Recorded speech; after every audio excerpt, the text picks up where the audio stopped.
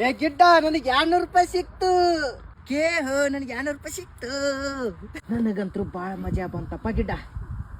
Hello ಅಪ್ಪ, ನೀ ಇವತ್ತು 1 ಕ್ವಾರ್ಟರ್ ತಗೊಂಬಾ ಅಂತ ಹೇಳಿದ್ದಲ್ಲ, ಇವತ್ತು 2 ಕ್ವಾರ್ಟರ್ ತರ್ತೀನಿ.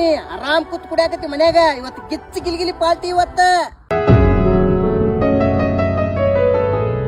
ಲೇ ಗಿಡ್ಡ ನನಗೆ 200 ರೂಪಾಯಿ.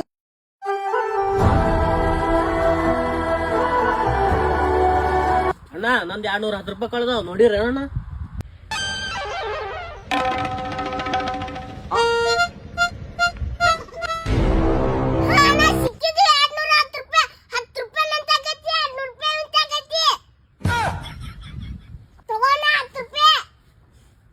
ಓ ತಮ್ಮ 10 ರೂಪಾಯಿ ನೀ ಇಟ್ಕೋ, 200 ರೂಪಾಯಿ ತಾಯಿಲೆ. ದೇವರೇ ನೀನು ಇದ್ದರೆ ಕೊಡಬೇ